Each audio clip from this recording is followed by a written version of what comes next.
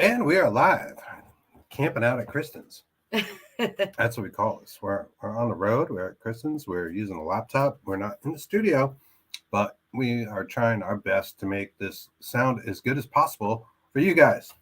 So I hope you're doing great out there. Happy Thursday. I'm your host, Chris Carr. And I am Kristen Johnson.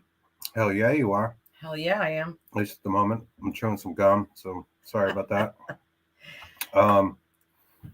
How you guys doing? What's going on? What's new? What's new and paranormal in your lives? All right, so here I am. I'm moderating. I have a computer over here, and we've got this computer here. And hello, Carol Garcia. What's going on?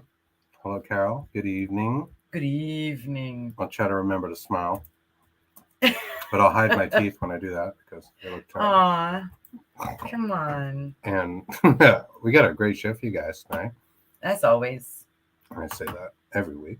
We have to. Without fail. And tonight's guest is our friend Russ Stiver. Russ is a paranormal investigator. And, tonight's guest is our friend Russ Stiver. I got to mute something.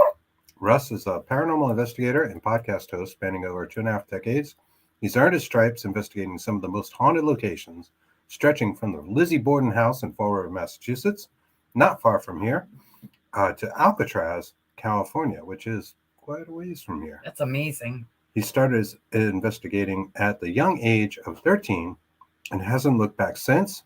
Russ loves to talk to other investigators about their experiences and methods, but he also enjoys exploring everything outside that realm, from everything from authors, artists, location owners, SPFX makeup, special effects makeup, artists, and particular affinity for the It Clown, which I'm sure we'll talk about. Most definitely. And investigators. Russ wanted to launch his show to bring people in that are curious, all sides of everything, give people who are in the shadows a light to shine in.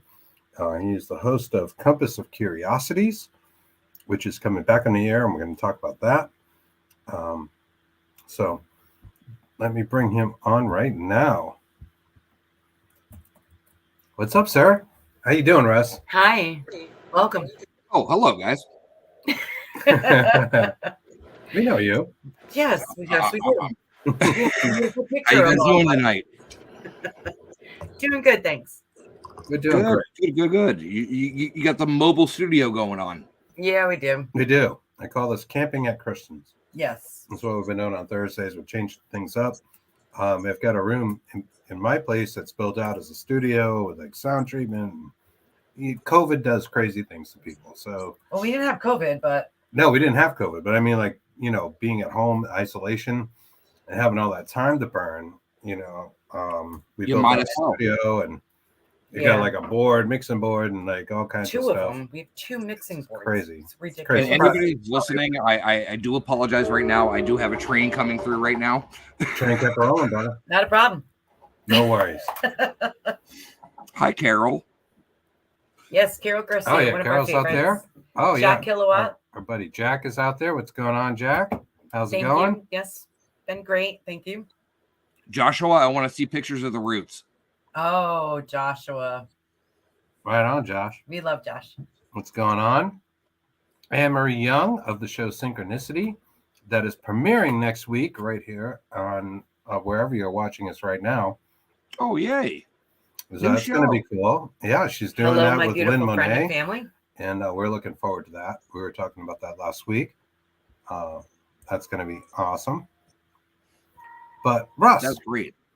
You're here, and we want to talk to you. And I know, in your bio it says you started at the tender age of 13.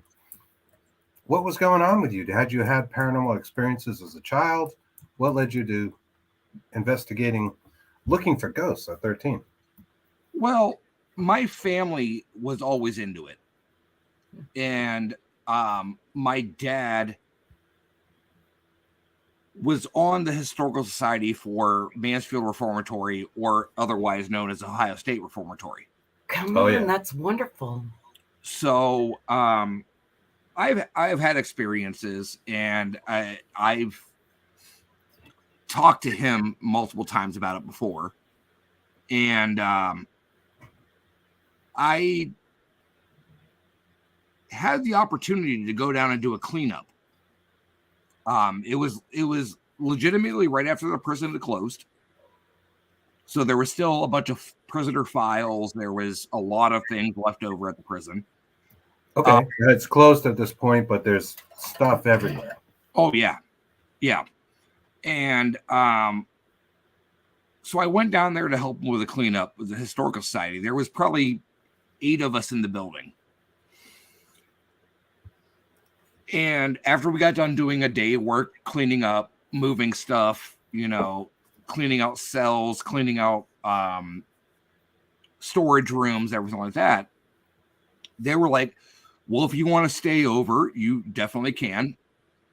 This prison is known to be haunted. So if you want to, you can definitely do that. And I think that's really one of the only reasons my dad got into it. Was there going to be people with you, or are they just going to leave this child by themselves in the abandoned prison? Still 8 people with you? Oh, no. By the time we were done, there was 4 people left. And it was me and my dad and 2 other people. All right. There was an adult in the room. They were just going to be like... there was an adult in the room. Adulting. There definitely was an adult in the room. Kids. So it was one of those things where I definitely had some very interesting experiences on my first investigation, whereas I was walking down solitary confinement. They had already moved all the doors from the solitary confinement. Oh my God, I can imagine. In the back of the cell were the incandescent lights, the 3-foot long incandescent bulbs. Yeah, sure. Now, there was no power going to any part of this prison. Power was completely shut off to this prison. But I'm walking down these cells and half the bulbs are glowing. Come on. Half of them. Not even the full bulb. Half was of them. Was there even power? And then there's no electricity in there? No electricity. Nothing. Oh, wow. Dear God. Good Lord. I have a question for you. But only half, so it wasn't even all of them. There was something somebody overlooked. And there was some kind of power. It's just some of them were glowing. And I've tried to this day. I've been back to Mansfield multiple times. Mm-hmm. And I still cannot explain it. Wow. Okay, so this is the Mansfield Reformatory that Godsmack did their video in. Awake. Yes. Yeah, sorry. Is it alive or awake? I think it is awake. It might be awake. Okay. It's a good video though. And it's kind of cool that they really did it in there. They have a thing too. So it was also the same place Shawshank Redemption was filmed. Exactly. So are you the type of person that when you walk by a light bulb that isn't plugged in, it actually goes on? No, I don't put out that much energy. Okay. That's what I was asking. So it wasn't you. So it wasn't you. Half the lights were lit up. Now how have energy, but not that much. How long had it been closed for? What's that? How long had it been closed for at that point when you were 13? 2 years at that point. All right. But it's a good because Mansfield was considered a historical property, it was put on the historical registry, so they can't tear it down. Okay. So they decided to bring in people to help clean up the prison. And I'm telling you what, I went down into the sub-basements and everything like that where they had all the files kept. I read a file of somebody that had been arrested for horse thievery that did 2 years. That was wild. Wow. Yeah. It was one of those things that really opened my eyes to me being 13 years old going, wow, this is what people were put in here for. Keepers. It didn't take a lot. They were kind of strict in those days, It really honestly didn't take a lot. Yeah. Block it. Thank you. All right. Yeah, I was just going to bring it up, but trying to promote themselves. That's all. Yeah. No big deal. Don't mess with us. Throw me off. I'm sorry. No. That was wicked cool, though. I would actually have loved to have done that when I was a little kid. Yeah, that's a pretty interesting thing. Now, before you went there, had you had any kind of like weird experiences, things that happened as like a little kid? Well, see, as a little kid, there was a Revolutionary War cemetery close to my home, and my parents on the weekends would take us kids. I'm the middle child of 3 siblings. Would take us to do gravestone etchings as kind of like a family outing, kind of get you out of the house kind of thing. So I have always had the curiosity of it. Where I lived in Ohio, in downtown Warren, we always did, every October, we did a ghost walk because we have a lot of history in downtown Warren. Mm-hmm. So I always went to that with my family. And, you know, it was something that once my dad started getting more and more into it, I became more invested into it as well. Oh, that's great. That is a cool thing. I took my kids on ghost walks when they were young, like around Cape Cod and things of that nature. I was living down there at the time. And, you know, it was good. We went through like, you know, an old haunted jail, and they take you down the main road, and like this restaurant has a, you know, a ghost that haunts it and sometimes moves the plates or whatever. I think that stuff is interesting, and it's fun for the kids because it's not really scary, but it's a nice introduction in a way. Oh, it really honestly is. The place I'm helping right now with Warner Paranormal Preservation Society. Mm-hmm. We have 2 locations. One actually that's about to open up.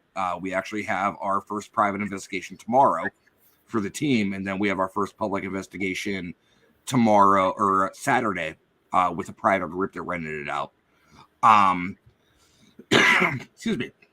Sure. All the locations that we run offer heat, you know, so during the winter time it's comfortable, except for some parts. I mean, basement and attic of one building is very cold.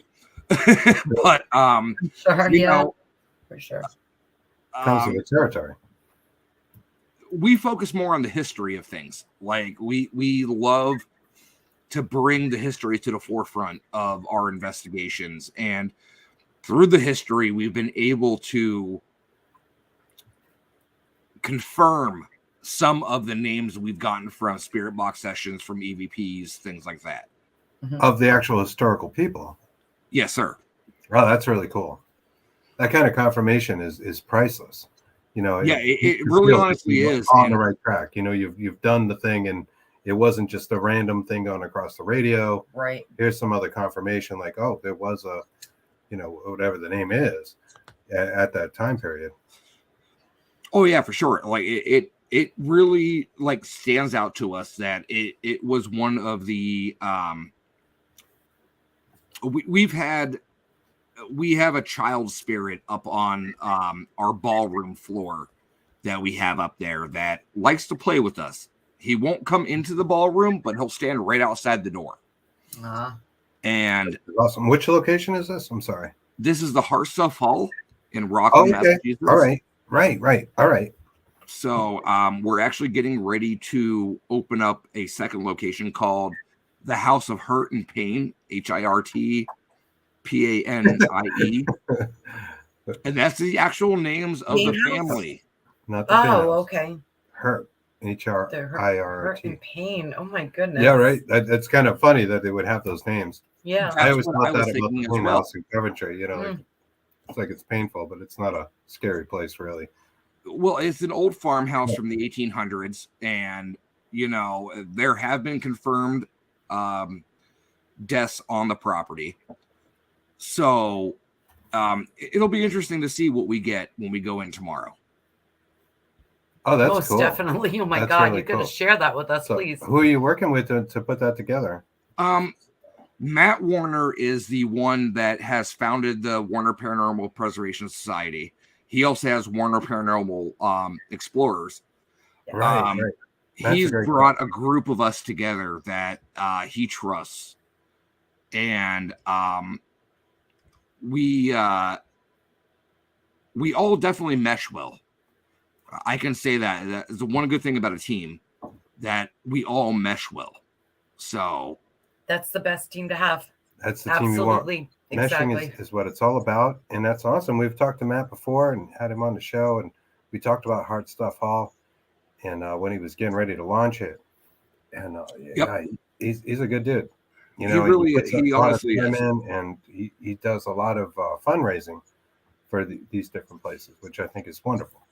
Yes, sir. I think over the course of this just past year, for the hall itself, we've raised over $10,000. Wow.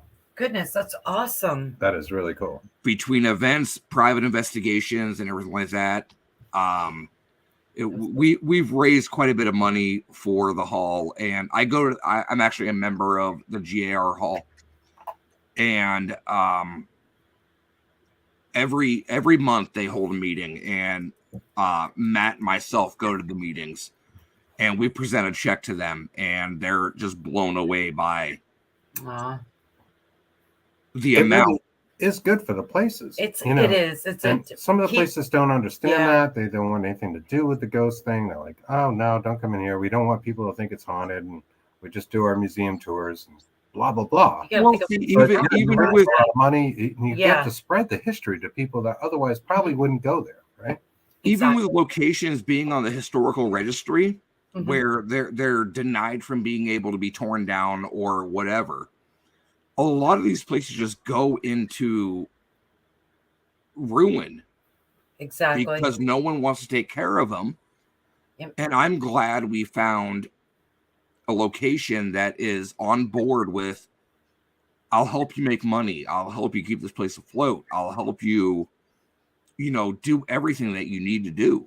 Right. Sure. And they've been completely on board with it, which is absolutely amazing. It's awesome. That's wonderful. That's great. The new place sounds great too. Yeah. You're gonna have to let us know when that's open and ready to go. I was gonna say I haven't been there yet, but I definitely will let you guys know after tomorrow. Well, thank you. Awesome. That sounds awesome. Yeah, we'll go. Absolutely. And they actually offer overnights. It is a fully furnished farmhouse. So they do offer overnights to where you can actually go and investigate for 12 hours and stay the night and, not have to worry about being there for 5 hours and then leaving and driving 2 hours back home. Exactly. Yeah. Sure. Yeah. Now, you get the full experience, so to say. With Hard Stuff Hall, now you've been going there for a long time. I think Matt's had that open for about a year or so. Yep. Have you noticed a change in the activity since when you first went there, prior to it being open for investigations, or the feeling now? Right, or the feeling of it when you go in? Excellent. They're learning how to communicate, because it sat empty for so long, except for meetings that the GAR did. Mm-hmm. So now that we have people in there on a regular basis, they're learning us. They're getting comfortable with us, so to say. Good. Okay. And so we're getting more and more activity. I have to think on their side, the idea of talking to a spirit box may seem pretty foreign, right? Yeah. And some of the places that have been open for a deal of time gives them the chance and opportunities to communicate different ways, or whether it's triggering an EMF meter, a REM pod, whatever it is you're using. Well, yeah, like you said, they're learning. So, yeah. Just like the people. Well, see, I have a theory on that. And what my theory is not all spirits at a location are ones that are bound to that location. People can pick up hitchhikers. Oh my leave God. Them at a location. Absolutely. So it's not always a spirit that's tied to that building. It could be somebody that's something dropped off, or oh my God, I have such a thing with this, Russ. It's like everywhere. Like say an example, the Lizzie Borden house, correct? Yep. Right. I swear, you go there, the feeling, everything. You don't know if it's a hitchhiker. You use the same word I do, or a walk-in, which hello, passerby. But I have a thing with like so many people going there and just like leaving their baggage is how I put it. They leave their own energies. Exactly. Their own energies that go. Maybe the phenomena that's happening. I had a sound It effect. really honestly does. And Yes. and that's something as paranormal investigators we need to think about. Absolutely. Because, like I said, I mean, one of the main reasons I absolutely hate investigating cemeteries. Why? Absolutely hate investigating cemeteries. Sorry. For two reasons. Oh, nice. Why? For two reasons. One, that's a final resting place for someone that was dearly loved. Mm-hmm. Absolutely. And I feel that is an intrusion. Yes, I Something. actually feel the same way when we go like into an cemeteries. imprint. I feel like it's an intrusion. It's the last time. Well, we do go to cemeteries. I'm We not going do. to say we don't. We do. No, we do. I But do it go is to also the last cemeteries place for the where they historical saw value. their loved ones. Yes. You know, we just go there with a great respect. Very much for, respect for the for people them. that are buried there. We for tell their, them. for their loved ones. And we do say these things. We offer an offering before we enter. And we tend to leave with more stuff than we came in with. We'll clean that cemetery, historical cemetery. If they see a broken trash, bottle or right? We beer take it. We can take or, bags with us, and we just we take that with us. and they know we have mad respect for them because we explain that through the whole thing, and we understand what you're saying. I know what you're saying with that. There is a certain intrusion factor, right? It's kind of a personal moment where the person was put in the ground. It's the last time that spirit is seeing all those relatives and friends gathered together over the burial plot and having them in one area, right? I mean, I think the spirits can see them after if they're earthbound, landbound, whatever you want to call it. But at the same time, we don't. That's when they had them all together. It's like a nice Christmas, where you had the whole family over and that kind of thing. And then you got people coming in to look at your Christmas, and it's like, who are these people? Yeah. Why are they taking the hors d'oeuvres? Now think of it this way. All right, so you have these grand burials. You have these, services. Oh my God. Yep. The Mothman Go ahead, Russ. So you have these services that are honoring people. And what better area for somebody to drop off a hitchhiker? Yes. Than releasing their burdens and their past regrets to a loved one, a friend, anything like that. Yeah. That's one of the main reasons I hate investigating cemeteries or anything like that. It's Kimberly, I've been to Goldfield, Nevada as well. It's definitely these are our horns. It's definitely a place to definitely visit.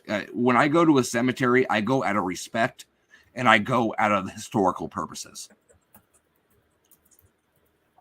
And Joshua Dixon says, I agree so many times it can be a guest or an energy attached to that guest on the location you're investigating can be left as an attachment to a location. I think that's going back more to the places where you can rent it for the night or take a tour. Well, see, that's the thing. Like, you have these historical locations like Mansfield, like Lizzie Borden House, like Trans-Allegheny Lunatic Asylum, Waverly Hills. You have these people that are going in there that don't know that they have something an attachment or a hitchhiker or something like that. And you know what? Attachments don't need to be removed by a cleansing. They can jump off of you at any time. I agree. When they've served their purpose or when they served what they thought was what was going to happen. So, like, these people you're talking to at these locations, are they really historically accurate to that location, or is it something that somebody's dropped off? Dropped off the baggage. Oh, I have such a thing with this. Chris knows. Yes, because I can feel it. You can feel it. You can. Yeah. You definitely can. Yeah, for sure. For sure. And obviously things change over time. People often say that about the Conjuring House, that like it's changed over time. Yeah. It's not the same haunt that it was. I'm sorry, cats. Several years ago. I've lived in Massachusetts for 7 years now, and I have never been to the Conjuring House. Seriously? Well, we've lived here all our lives. Yeah, that's kind of like Lizzie Borden. Like you would think, we've been to Lizzie Borden like 100 times because we live near it. We're 10 minutes from it now. you know, but we haven't, because we almost take it for granted. And I think that happens when you're in the area, when you grow up in the area where there's a haunted location like that one that you would, you know, be paying for to go. Please stop. Well, Sorry. see, like when I lived in Ohio, I lived legitimately 30 minutes away from Mansfield Reformatory. So that was like a weekend trip for me. I would legitimately go down there and just take the self-guided tour just because I can. And a self-guided tour, you just are able to walk around everywhere. It looks good. That wasn't even a comment I meant to click on. There it is. Kimberly says, we cleanse and clear before going in for that reason. Now, do you have any practices yourself that you use, a personal cleansing or anything like that? Any kind of ritual type thing before or after? Before you go in and then after? I normally stop and say a prayer. Not necessarily like a Saint Michael or a Saint Benedict prayer or anything like that. I just kind of make whatever is present aware that I am coming in out of full respect, and that I am coming in for reasons to hear your story.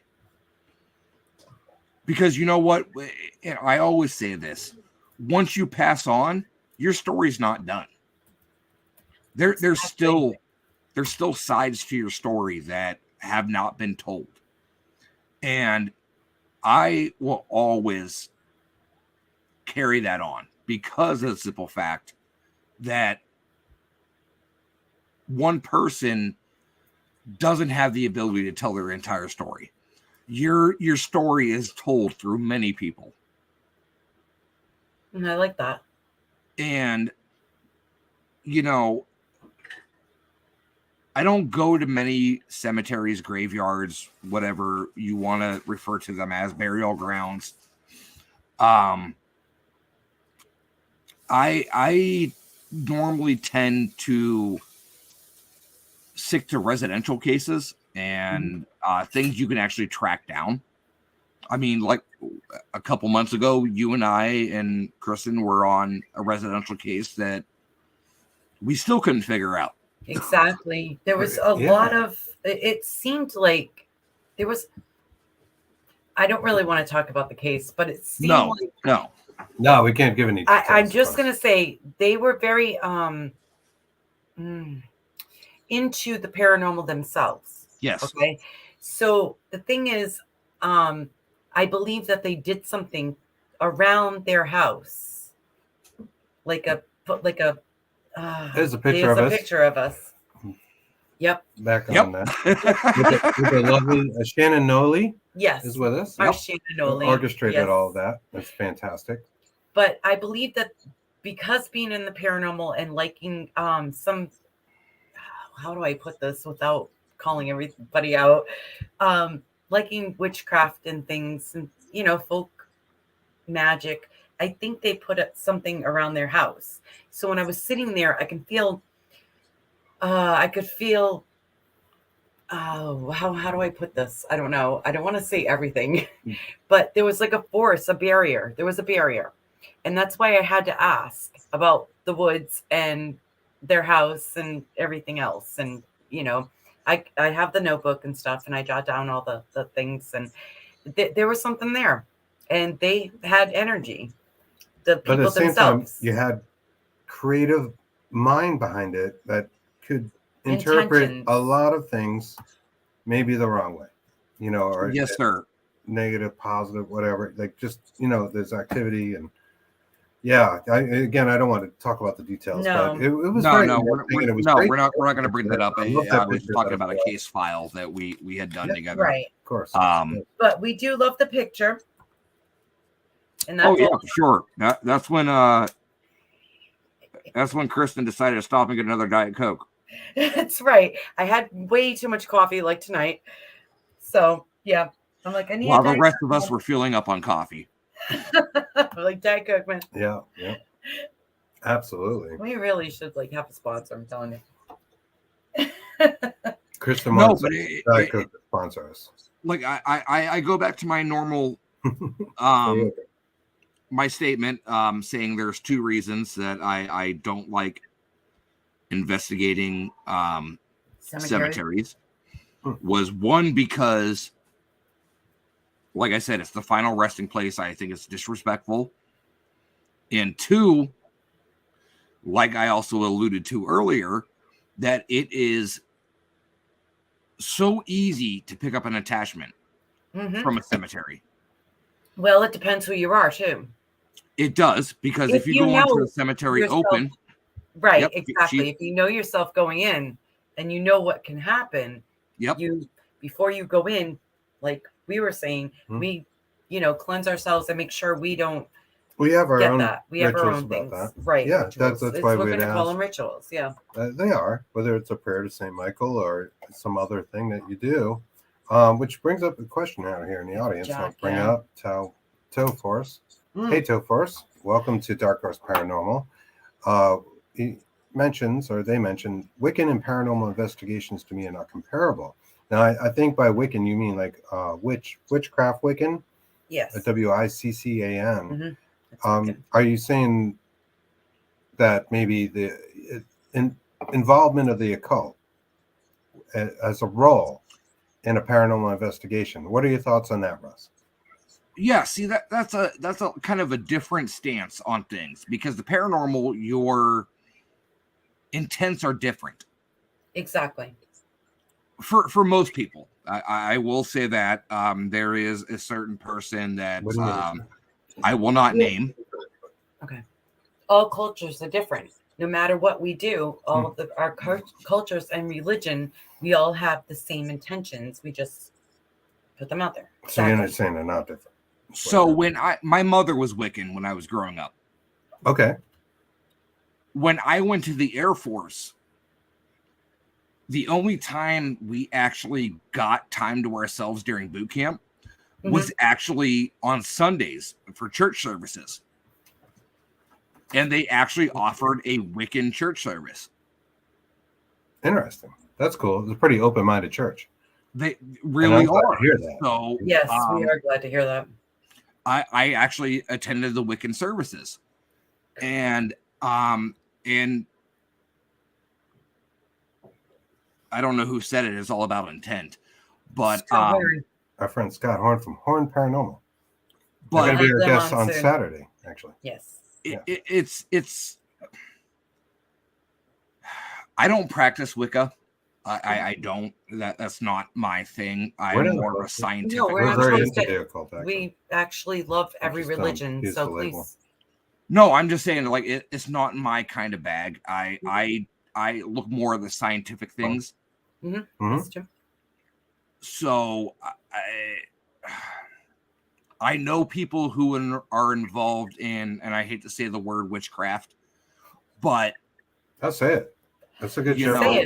We like witchcraft here. It's one of those things where. How does that work with the an investigation? I think was the point of Toe's question, was saying, does it influence it in some way?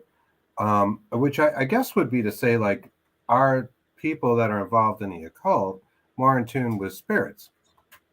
And have you found that to be true? Are they kind of like what a psychic is? Because a lot of times what you're doing in that is conjuring spirits or talking to spirits. I think that's kind of where they were asking. I have a debate with this, though. Oh. When you love... I am. When you love God, love Jesus, it's the same thing. It is. That's why we love all the cultures and all the religions. Right. Somebody does a prayer to Saint Michael. Hell yeah. Look at great cause. Protect exactly. Me. I'm dropping names. Yep. One of the greatest debates. Before I go into this location. Exactly. I love that. It's kind of the same thing, I think, or we think. We think. Yes. One of the greatest debates that I ever loved getting into, with especially people that are very heavy into religion, especially Christianity and Catholicism. Yes. Well, there's no such thing as spirits. Once you pass away, it's done. That'd be like an atheist, right? Exactly. Or a Levian Satanist is basically an atheist. So I hit him with this statement. So if you think the afterlife is not real, What about the Father, the Son, and the Holy Spirit? Holy Ghost. There you go. Right. You know, Catholic to Christianity are ghost, spirit, whatever you want to refer to it as. Exactly. But ghosts have been recorded, in literature of one Yes. form or another since before Christianity, like as long as we've been writing. The Sumerians talked about ghosts. They also talked about other things that are even more far out. Right. And Which we talk about on other podcasts. So that was their bag in their day-to-day lives. They had millennium. idols, that would later be condemned as false idols, meaning they built statues and Out of clay. statuary and different things with intent, treated the statue as if it were an actual god. And that's how they communicated with Or spirit. goddess. Or goddess, yes. Yes. And that's what they call false hope, false spirit, false faith. Who calls them that? Well, Catholicism Christians does. will call it that. Some people will. Every religion, it could and I don't mean to stir up anything here. I'm sorry. No, it's okay. Chat room. We talk about this a lot. The Muslim religion, the Christianity, Catholicism, Presbyterian, they all have their standpoints. And you know what? The Bible has been overwritten, and rewritten so many times. Yes. That who knows what is real anymore. Exactly. Well, you got to think about this, okay? So we've been finding other cultures and things for 12,000 years now, from 12,000 years. Göbekli Tepe. They have their own thing because they didn't have, internet. They didn't have anything. They looked at the stars like the Egyptians did. Yep. They didn't look at their phone constantly. Guys, put your phones down and look up, for God's sake. Look at the sky. Think about the ship captains that navigated the seas back in the colonial days. Oh, true. Yes, absolutely. They used the stars to navigate. Right. Yeah. Antikytheric mechanism. Yes. So Tofar says, my fear is the amateurs may do this to prompt a reaction. So what I think I like that. Tofar is saying there is that people will come in as who are not occult attitude. Right. And researchers and just like, hey, it kind of like, the teenager with the Ouija board. Exactly. I think that's what Tofar they're going is saying. with, yeah. There. That's almost the same as somebody walking into a location and provoking. Oh my God, please. That's one thing we do not do and we do not like. Like a provocation. You go I'm sorry. We go into a location like we did, Russ. Yes. And you're going to provoke something, that's so silly. Why do you do that? I don't understand people. And I don't understand, I was going to say television. I think we'll get to that. That was like trying to conjure a spirit in a cemetery, right? Some sort of necromancy. And that's the thing, though. This is all necromancy, really. If you're asking a spirit to talk to a radio or talking to your recorder, you're asking spirit to do something, and therefore, by the definition of necromancy, that is necromancy. So it's a fine line, Tofar. It's a fine line. No, and I completely agree. It's one of those things where it is that fine line. And the only time I have actually really provoked is there was a location in Ohio that I investigated with my team. And one of my investigators ended up getting attacked, was scratched. You saw the physical scratching? Saw the physical scratching, saw her reaction, everything like that. Wow. I went up to the floor with another investigator because, one, during an investigation, you never go alone because you need that backup. Right. You need that confirmation. You need that solidity of this actually happened if something does happen. So it's not just your word against somebody else's. Exactly. You need the validity, like you said. And I knew the spirit on that floor at the location had an issue with me in particular. Really? Because I had done a crossing over of a spirit that was on that floor, and they were not happy.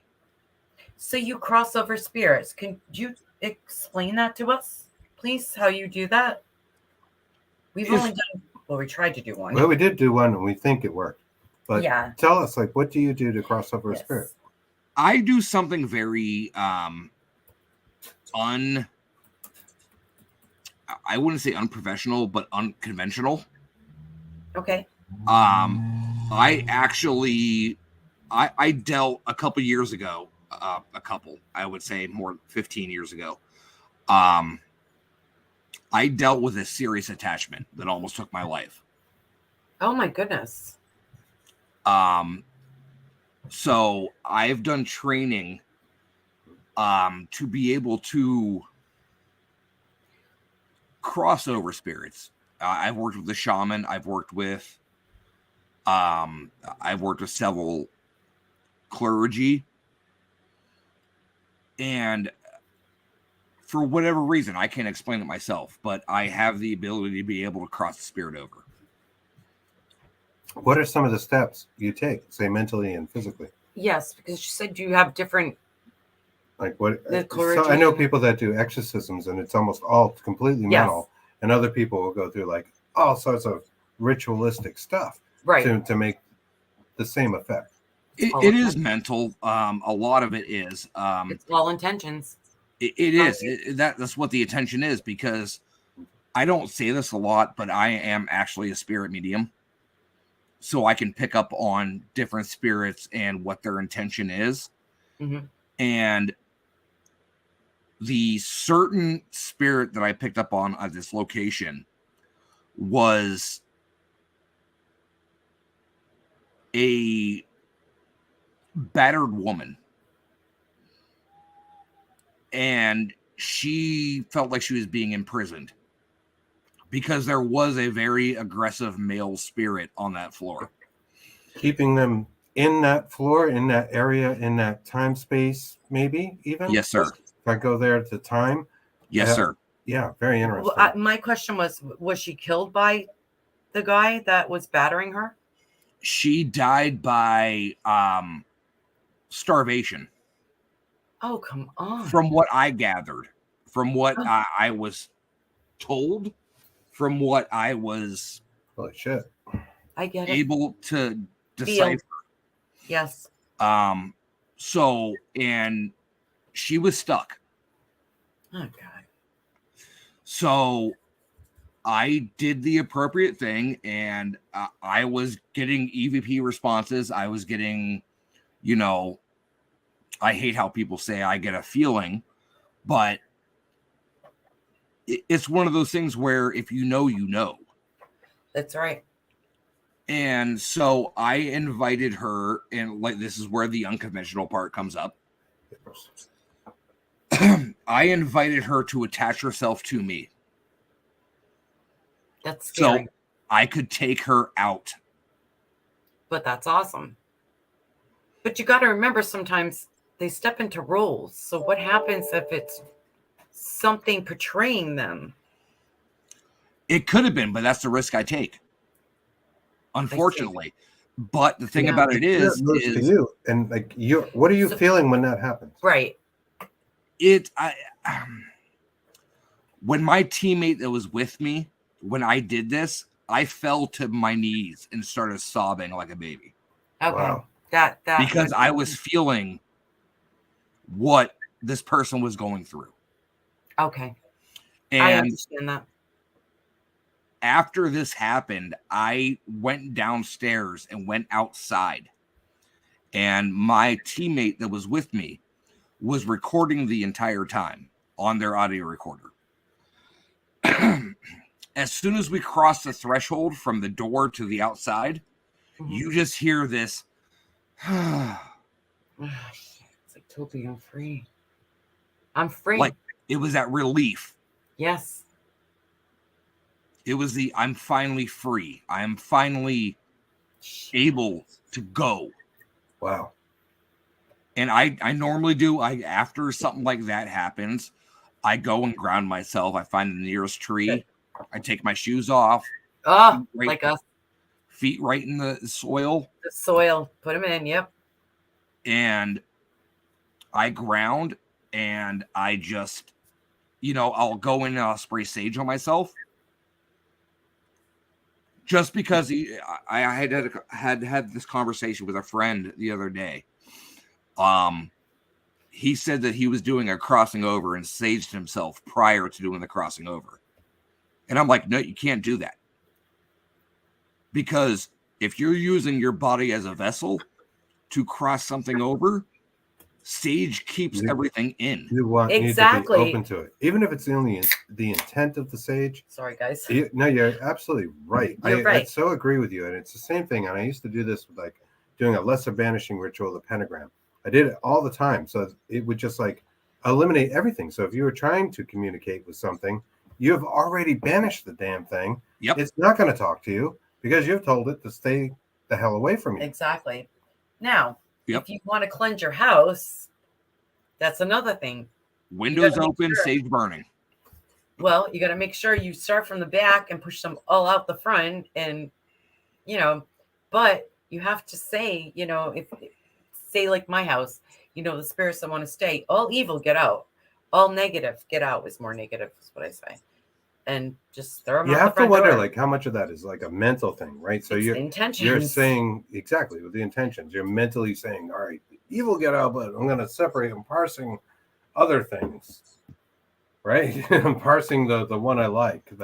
Well, see, the thing about it is though too, like any paranormal investigation, and I will say this very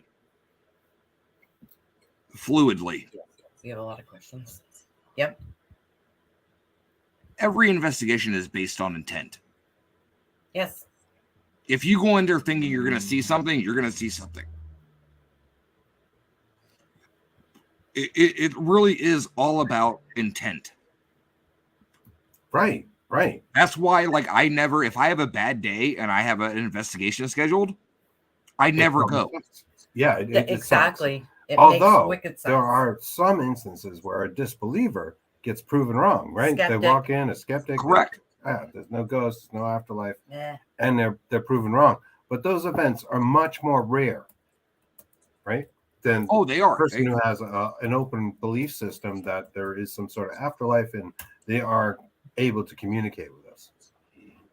You know what? And I actually had a happenstance like that with one of my good friends that didn't he's not sorry, it's my cat.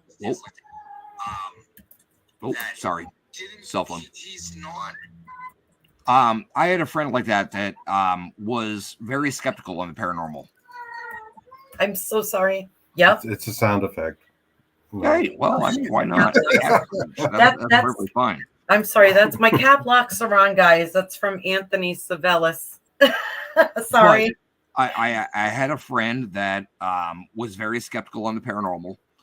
He didn't believe the afterlife existed. He actually lost his dad and, things like that. So he thought that it was just like one and done kind of thing. Yep. One and done. And he came to an investigation at the hall and was proven wrong very quickly. You can imagine. He had an experience. We had a REM pod going right outside our ballroom, and it kept going off when he was asking questions. And he's like, okay, something must be interfering with it. He walked over to it. It went off because he was close to it. He walked away, stopped asking questions. It stopped completely going off. When he started asking questions again, it started going off again. So here we have a man that is skeptical of the paranormal, and we're taking everything out of our pockets. We're taking cell phones. We're taking keys. We're taking everything that could possibly ever set off this REM pod. Right. He's still getting the same response. Ah. It was only answering to him. Anybody else that asked the question, it would not answer to. Only him. So he was a skeptic. He was. What did he think? What did he think afterwards? He looked at me and said, I'm in. There you go. I love that in our field. I really do. He really honestly did. He just looked at me and goes, I'm in. All right, well, let's do this. Odd question. Echo, we love you, Echo Leaf, but I'm not sure I understand your question. Hey, Echo. Russ, were you born in a particular way that is unique? I'm not sure. Like I wasn't like sideways, or I don't know. Breach. I wasn't a home birth. I wasn't a breach. From what I know, I was born naturally in Warren, Ohio, and I don't know. I think honestly, after my attachment was removed from me in October of 2009, it opened me up to a lot more. So were your parents? I know your mom was Wicca. What was your dad? Do you know? I wouldn't say he was atheist, but he didn't really consult religion, I guess you could say. So he didn't dig the Wicca stuff. So you followed your own path, and that's what I did. Everyone should do. Follow your own path and what your gut tells you. Yes. Yes. That's exactly what I did. And I'm sorry if I'm not getting to all your comments. There's a lot out there. There's a lot of questions. I'm jumping a few. Well, I'm glad you're getting a lot of questions. I mean, no, that's great stuff. Jack Kilowatt mentions Dr. Carl Wicklund and his book, 30 Years Among the Dead. And that's about attachments, and a fantastic book. I've read some of that book, and I'm very interested. We are very interested in spiritual attachments because we do think they are the cause of a lot of psychological issues. Like if you have any kind of mental instability, it'll get exploited by spirit. It's the same thing as going to a very haunted location, say under influence or anything, any kind of weakness. It's like they attach, right? We've had, they can attach. We had our own experience. We've had our own experience. We weren't under the influence. That wasn't the thing with us. We were other times. Right. Okay, so I'll tell you about how I received my attachment, or picked up, received, got, whatever you want to call it. Sure. Back in 2009, 2008, I want to say. So you had it for a year, you think? I did. Okay. So the group I co-founded in Ohio, Collective Paranormal Research Society. Yes, Josh, go rinse out your hair before it falls out. Joshua. So I was able to secure a location for Bobby Mackey's for an investigation overnight. Oh, nice. And it was something that I was looking forward to. It is kind of, I guess you would say, a crown jewel of paranormal. Oh, yeah, it's like a mecca. Oh, yeah. It's like a mecca. Sure. It's an Alcatraz. It's a Washoe club. Yes. Oh my. Bucket list. Would love that. Yes, bucket list. So my grandmother was in the hospital. My grandmother practically raised me. So I was very, very close to her. And she was in the hospital, and she wasn't doing the greatest. And I went into the hospital the one day and said, you know what? I'm not going to go on this investigation. I'm going to stay here in case you need me. And she looked at me and said, there's nothing you can do. You need to go on this. If you don't, you'll regret it. Wow. Now, it's about from where I lived, it was probably about a 3.5, 4 hour drive down to Bobby Mackey's. Oof. When I crossed over into the state of Kentucky, I get a call from my father. Hey, your grandmother passed away. Oh, jeez. Now, I knew, with what I know, I knew that I shouldn't have gone into that investigation. Yep. But it was a bucket list. I had never been there. Yeah, I the gut knew if I feeling. didn't go in, I would kick Here it myself in is. the ass. Yeah. Yeah. Premier place. You want to go. It's But- an opportunity. But in your gut, you were like, oh, I don't this want to isn't gonna go. work. This isn't going to work. I understand that. Yeah. I sat in the car of my teammates for probably about a good hour. And then I ended up going in. And that was probably, in hindsight, one of the best and worst mistakes I've ever made in my life. Oh, dear. Because I did pick something up from there. I'm convinced I picked something up from there. The attachment you had mentioned, yeah. But it was also one of the best things in my life because it opened me up. So you had a good effect from it. And when you say it opened you up, there was a question about whether, I think it was Anthony Savellis asked whether your psychic abilities have ever improved from leaving an investigation after you've done the investigation. Would this be part of that? It would be, because you know what? I can do an investigation and I can get something that is relevant to the location and then is being confirmed by actual historical documents or personal stories or things like that. So it does back up my ability to be able to tap into things.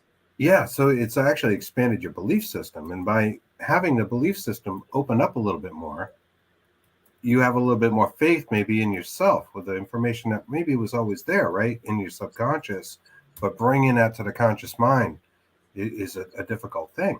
It does. And I agree. Everybody in their own right has abilities, whether it be audio sensitive, audio clairvoyant, like whatever it may be. The clairs. Yes. Yes. It's labeled, but we have the clairs. And the entire list of the clairs.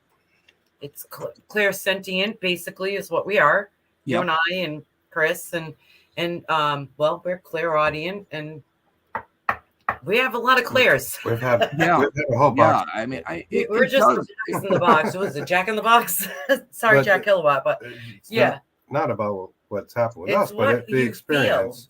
it makes me feel better knowing I can come out of an investigation and I felt something or I heard something that I can confirm physical documentation through either a death certificate or historical document or whatever. we And agree. it makes me feel better. And you know what? I've worked with several different mediums and psychics over the years, and everyone has said the same thing, that you have a gift, and it's just making that gift prevalent Or useful, really, like trying to make it useful. I think Yeah. everybody So you has a can- gift. so that you can use that gift and on these investigations and get more from it, more data, know how to lead it, because things happen in real time. And a lot of times, and is this your experience too, Russ? It seems like there's a chain of events. When the presence is made, there are things that confirm the presence was made. And it all seems to happen within like a minute or something, or 2 minutes. Like all of a sudden everything's friggin' haunted, and then it just stops. It's all energized and then gone. Yep. Yep. Well, the continuance to that story of my attachment is, Yes. after I went back home from Bobby Mackey's, I lost my job. Oh God. My wife left me. It was negative. I honestly contemplating suicide. Oh, Russ. Honestly, I was at that point until Oh my God. a good group of friends that I had ended up showing up and pulling me out of it. I went and did an event in Kentucky again.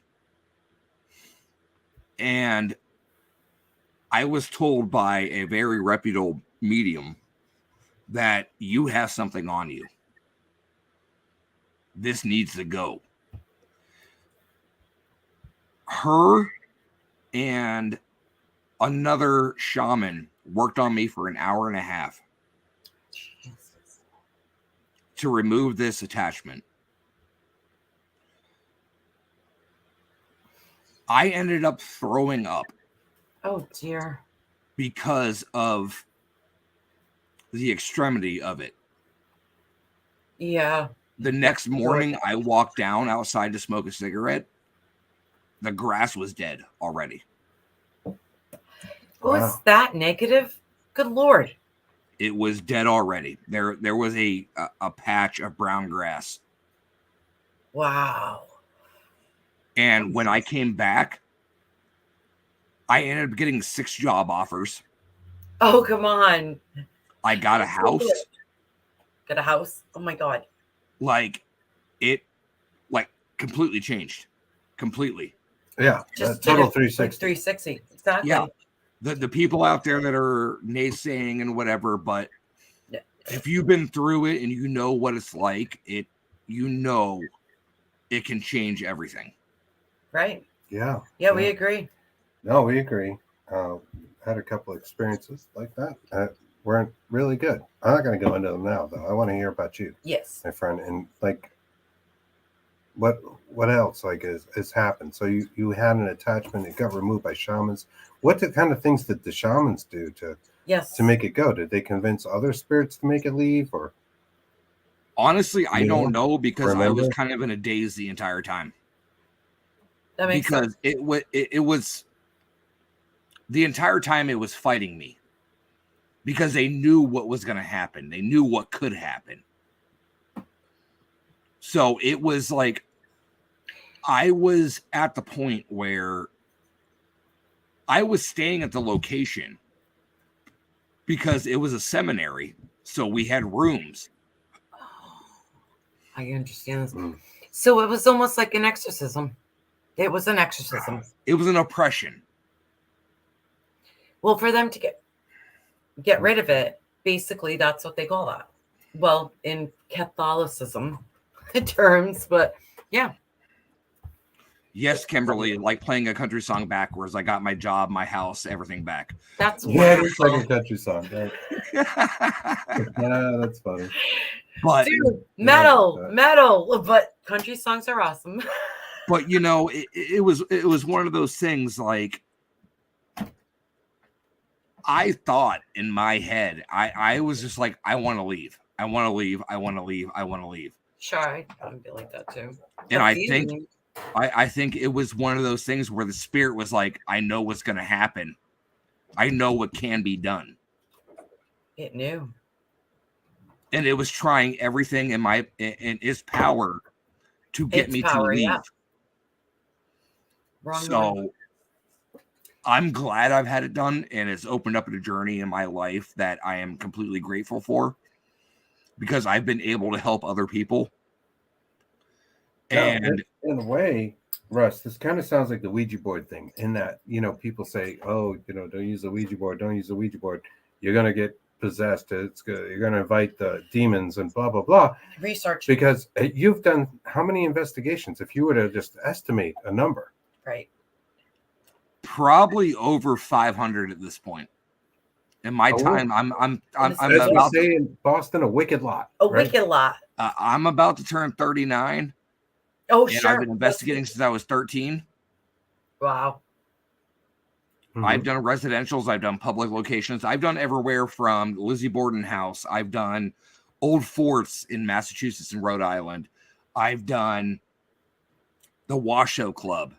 Yeah, the Goldfield Hotel. I've done I haven't investigated Alcatraz, but I visited. I could never go in there.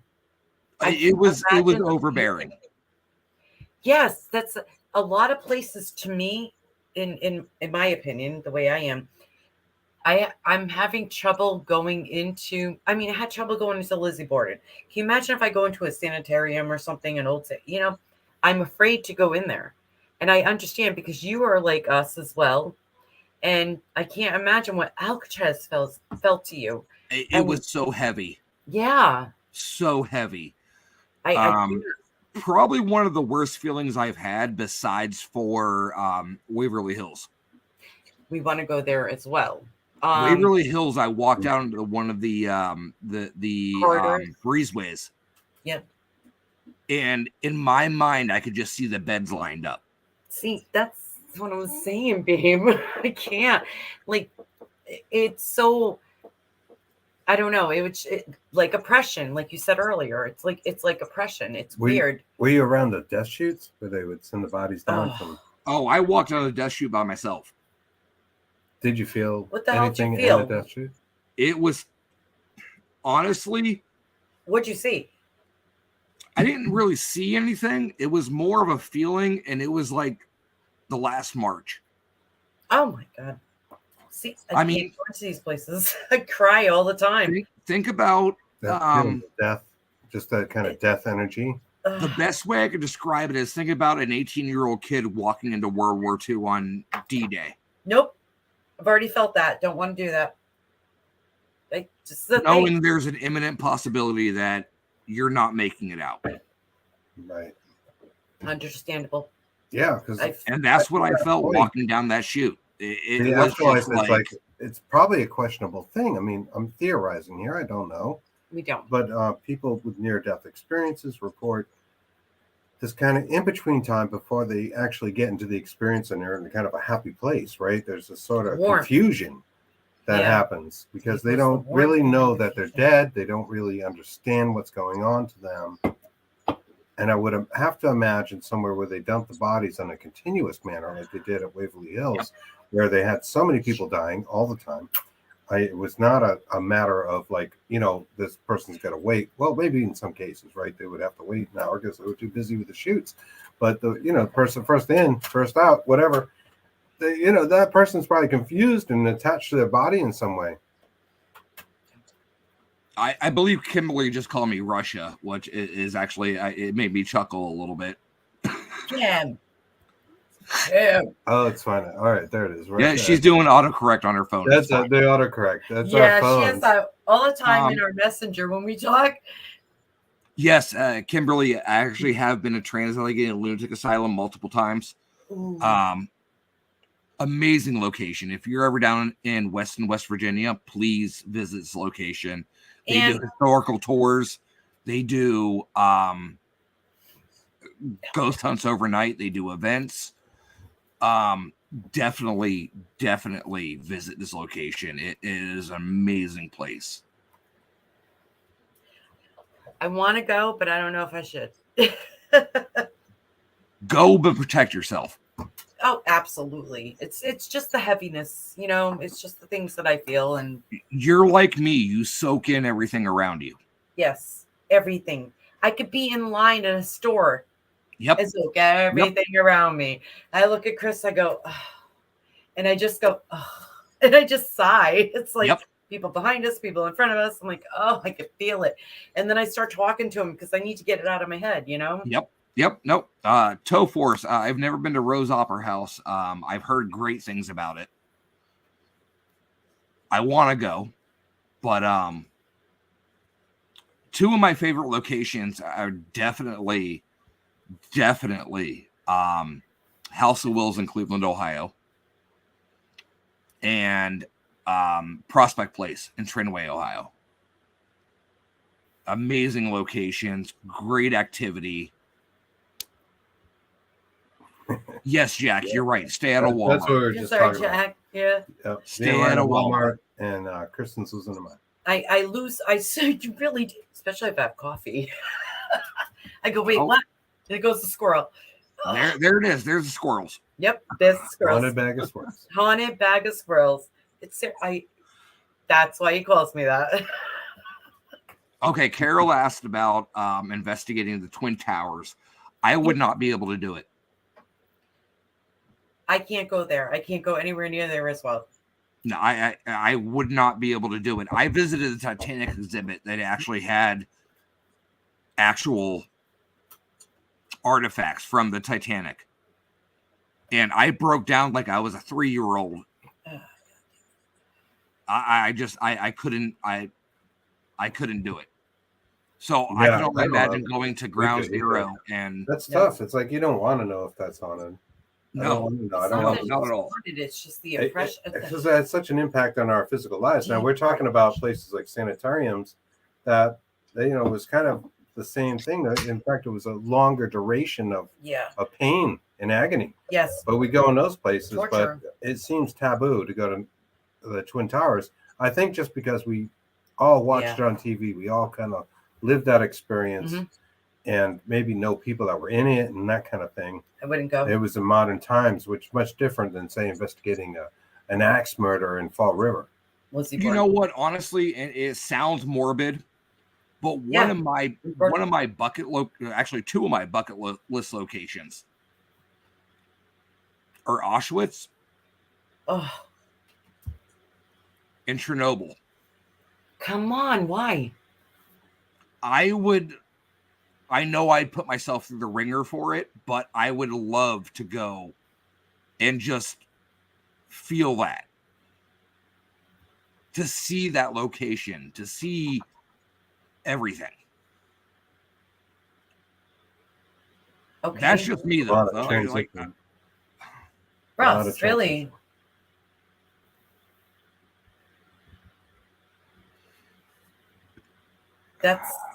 I don't know. I don't know how I would feel that. I get it. How we would feel. I don't know. Well, that would be like me driving 8 hours to go to New York and seeing the Twin Towers.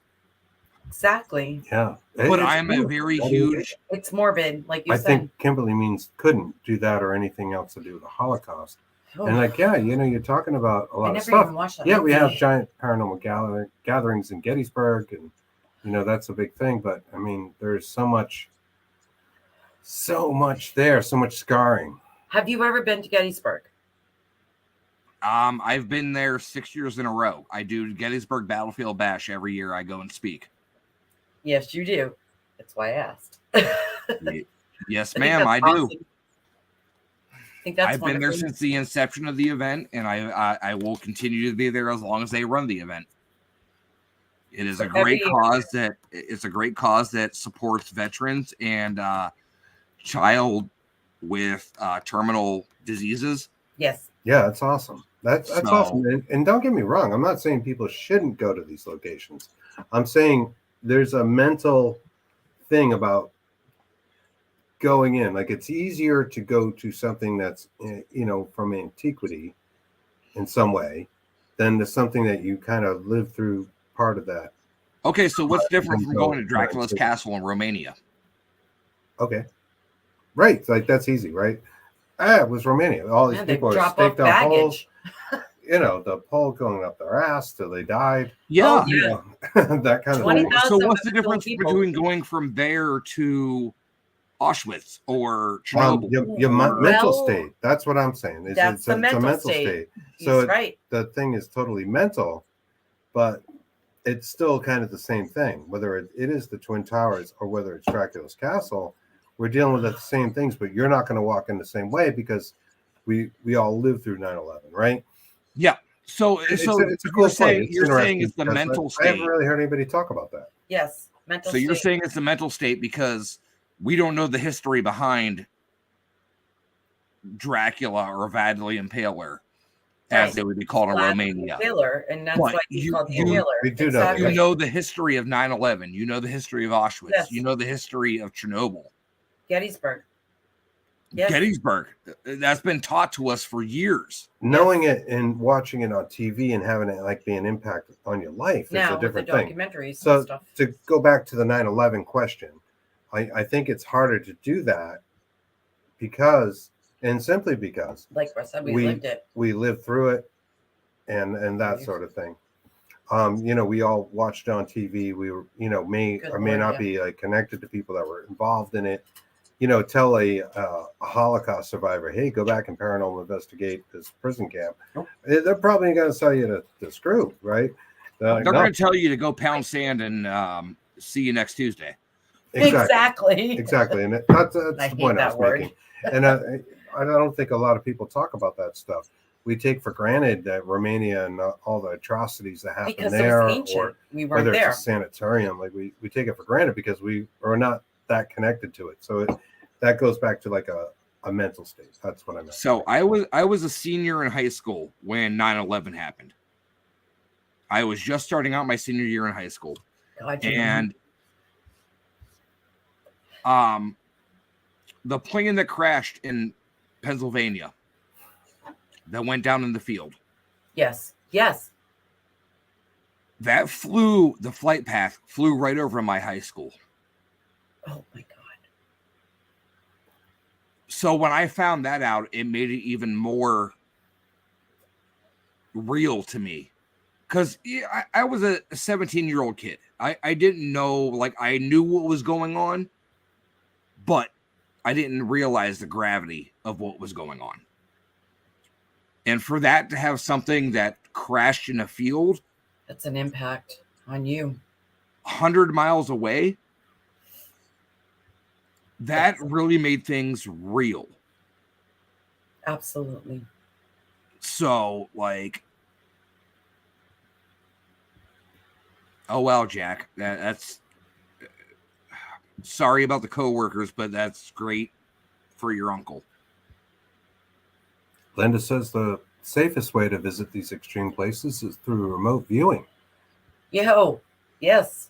That's interesting. So, and that's a psychic impression, right? That is basically letting in your subconscious to draw the picture or get the impression. I see Greg Koss out there. Yes. What's up, Greg? Hello, brother from We another were watching you on Hey, Greg. Paranormal Normally Communications.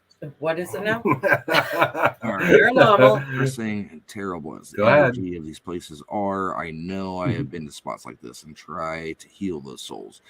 Do you enter them with healing hopes? Yes, Jack, I do enter them with healing hopes. Thing about it is, though, with any spirit or any person that is living or deceased, it's their willingness. If they want to be crossed over, they will be crossed over. They know when the time is right for them. Yeah. And to correct myself on Greg's comment, it's perfectly normal paranormal communications. Thank you. I have a habit of screwing that name up. I don't know why. It might be a long name. Everything is paranormal. Hey, try what is it? Preternatural. Yeah. With James. Preternatural. James and Carl. What? I had to say that. It was so the 3 P's. Never mind. We're goofing around. Sorry. Oh no, you're fine. You're perfect. No, hey, you sent me some pictures, and they're really interesting. And I'd like to bring some of those up on the screen, and maybe we will elaborate. I love the light that we're going to talk about. Yes, not what Chris said though. I actually have a chute in my bathroom. My house was built in 1740. In my bathroom, you have like a little laundry chute. It's not a laundry chute. It's actually something from what is it? I know, it's like a trap door, and you can go outside. It's a trap door, and you can go from there. It's a little bit like the Underground Railroad. It may have been Railroad. like this hasn't been marked as a historical spot yet for whatever reason. It is. It's historical. It's 1740. We looked it up because there are things that happen here. And for a while they were pretty intense. It costs a lot of money to update the house, so. Yes. It's the foundations with a trap door in the bathroom. There's a trap door in my bathroom. But let's go to those outside. Pictures. Okay. All right. What is this picture? Okay, so this is at the House of Wills in Cleveland, Ohio. It is a funeral home that was owned by the first Black family.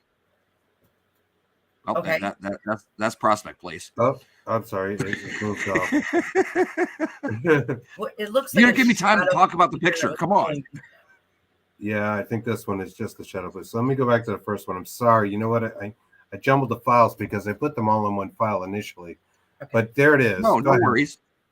I can still see the bar running on the bottom there. All right. You need to. What is that photo? Okay, so that first photo was from the House of Wills in Cleveland, Ohio. It was the first ever Black-owned funeral home. Okay. And in the country. Wow. The picture you're looking at is on the balcony overlooking an auditorium Okay. that was used for large funeral services as well as Black Panther rallies. Oh my. Now, this picture itself, I had 2 investigators and myself up on the top. No one else below. And this picture showed up. Really? Okay. So those people aren't people in the picture. Stop it, Tara. Well, the 2 people on the right-hand side are. The one directly in front of you is the nobody. Okay. And So that's not a shadow in any way? If it was a shadow, it'd be 30 feet up on the wall. Okay, because I think people will look at that and maybe think it's shadow. We tried to recreate this picture so many times. I took over 300 pictures trying to recreate this photo. There's no way that can be a shadow. No. There was no one else up on that balcony. And the reason I say there's no one else up on that balcony is because if you look at the 2 investigators on the right-hand side, you see skin tone. Exactly. Right. That's a shadow, man. Kimberly, I'm going to freak out. Wow. Oh, that is really something to see then. All right. Our next picture is this one here. And we talked a little bit about this before the show, but please tell our audience. This is wonderful. Yes. This is Prospect Place in Trinway, Ohio. This was used as a stopping ground for the Underground Railroad. They have a cupola on the top of the house where they would hang a lantern letting the slaves know when it was safe to come in from the fields when there was no bounty hunters or anything around. The light, sleep. Correct. And the light right to the tree signifies, I would think, a lantern, and that's just my opinion. Oh, we agree. There's no neighbors for 2 miles in each direction. So this is a rogue light. I was out taking pictures while my team was inside doing an investigation. I just went out and smoked a cigarette and took pictures. So this light showed up very prevalent in this picture, and it would make sense because at night, that's when the slaves would move. Right. All right. Dodging authorities. It's what they would call like a ghost light or spook light or something like that, where there should not be a light. There's a light. It looks like a lantern. Correct. And actually what happened is there was a bounty hunter that actually showed up at the house. And the owners of the house actually ended up mobbing the bounty hunter and actually hanged him in the barn. Oh my God. Holy shit. That is something, my friend. So, and I actually did a mock. I wasn't provoking. I did a recreation. Okay. Of doing this, excuse me, of doing this, I guess you could say, execution. Because that's pretty much what it was. Mm-hmm.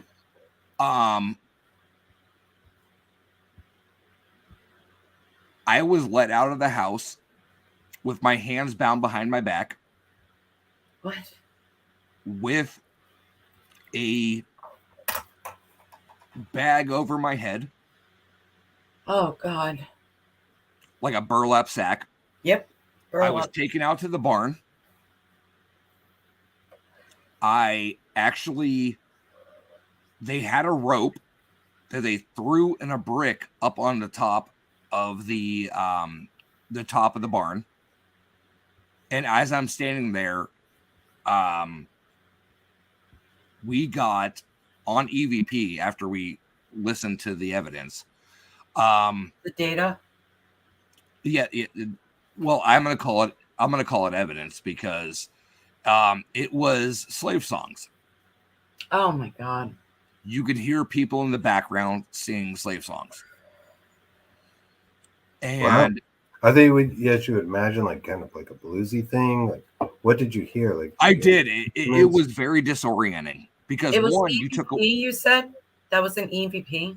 it was.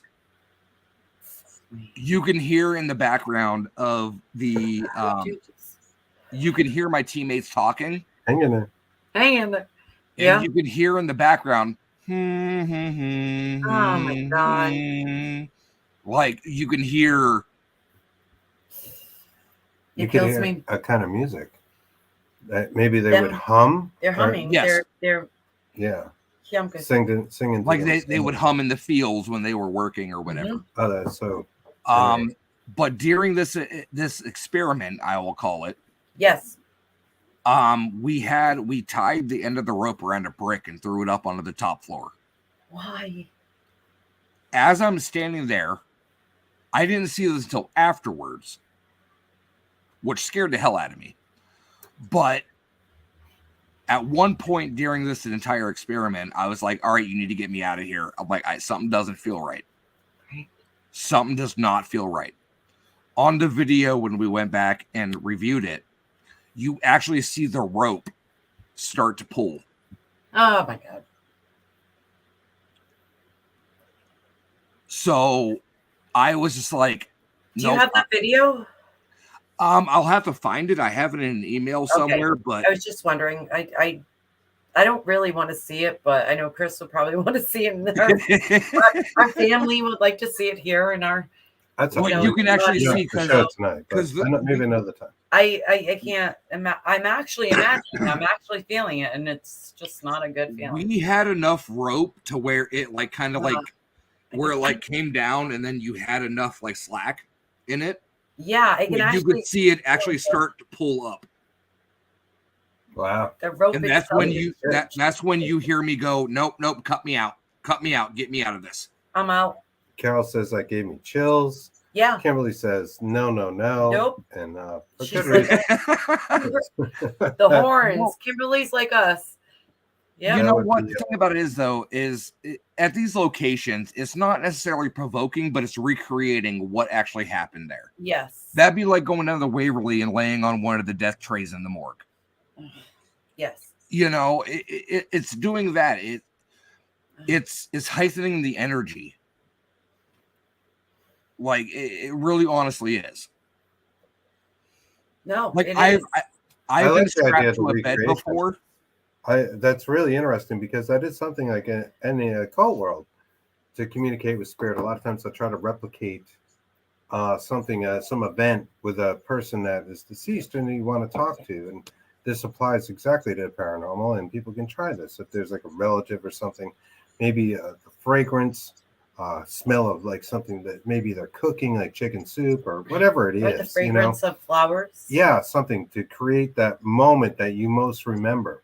And that's where I go back to saying it's a mental thing because you're really triggering your own mind, not necessarily the mind of spirit, but you're opening yourself up to something that's probably already there, happening all the time.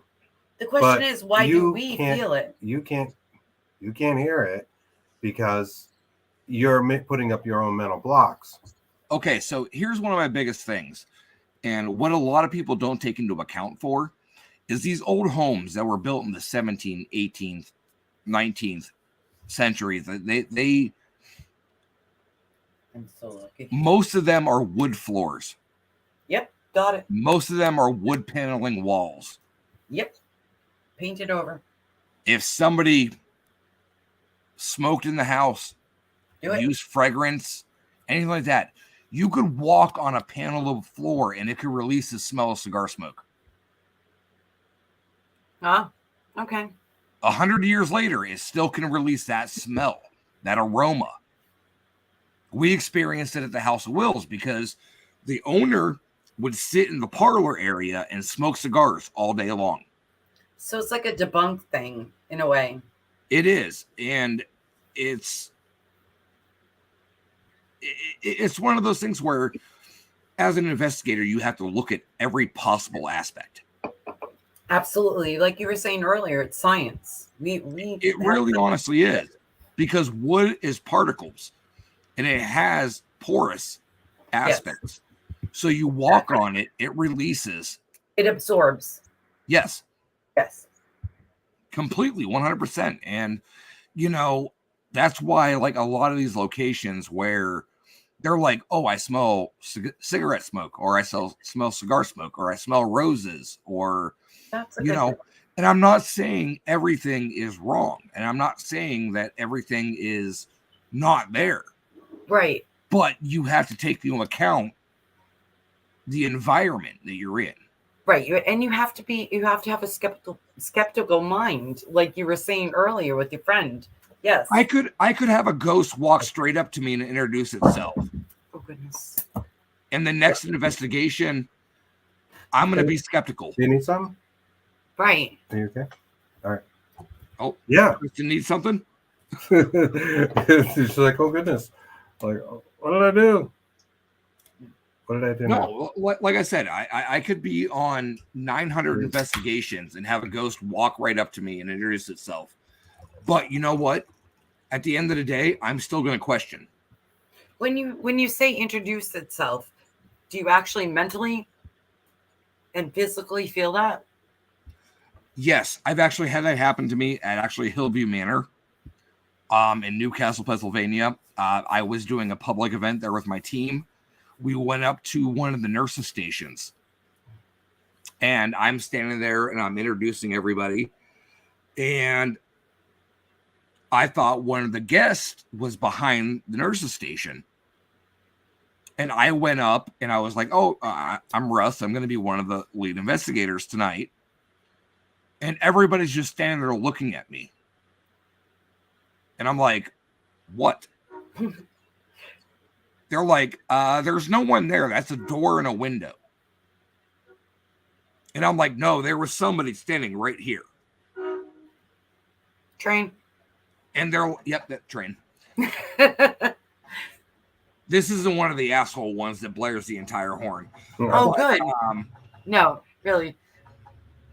But they're just standing there looking at me like, are you okay? Like, do you need a minute?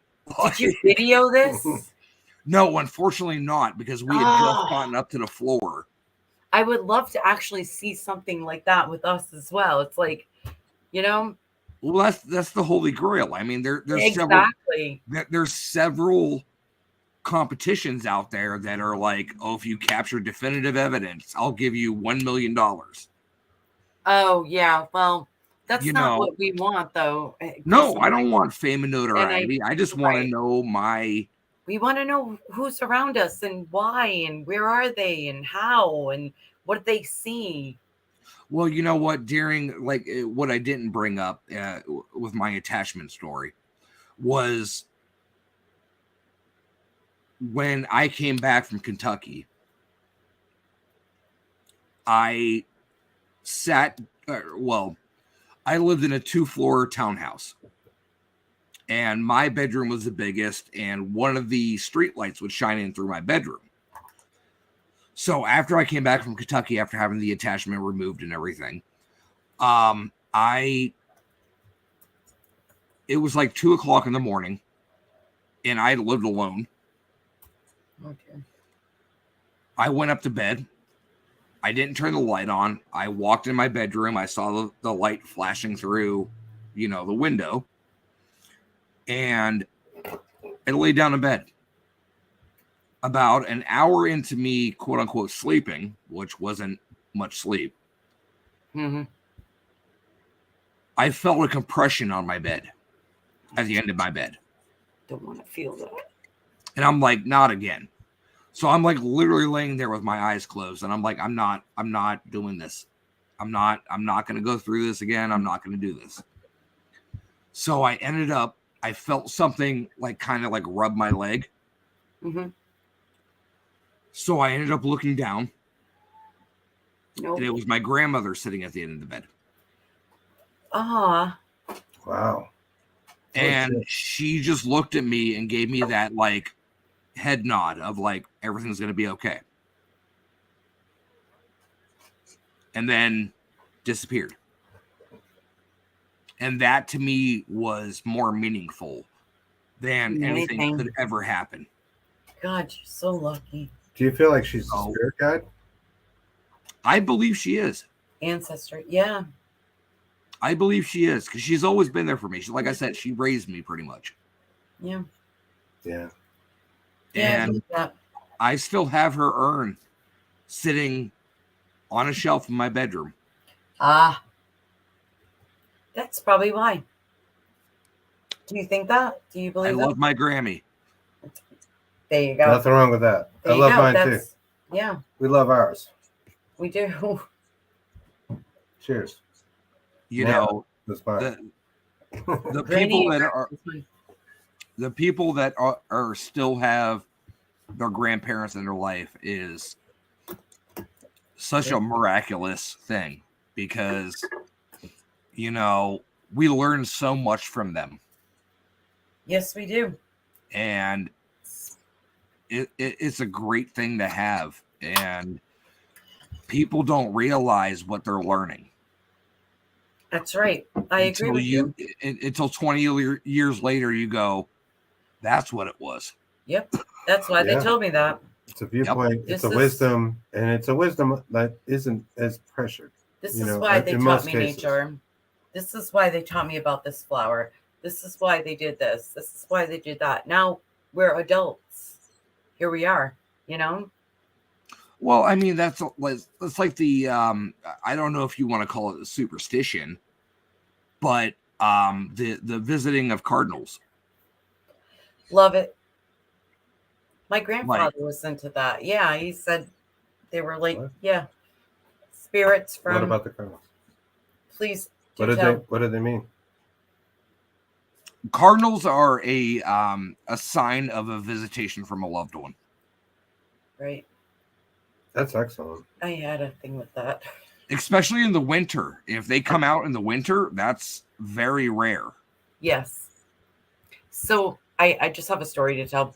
My Go for grandfather passed away, and my mom had said just before he passed away, my mom had said to me to tell him that she can see the birds, he can see the birds, and the cardinals are here for you. And this was so weird that you're saying this. My grandfather passed away, and a cardinal came. My mom lives in Florida, for goodness sake, and the cardinal came like as soon as he passed away. I don't mean to make you emotional. Like I know. like, choked up You over know there. how we are. You do. But a cardinal came to her, and she doesn't get them. She gets all kinds of other birds. But the cardinal came, and she goes, I know he passed away. I'm like, what? How do you know this? I'm over here crying and bawling. She's like, because the cardinal came. Well, The true fucking story.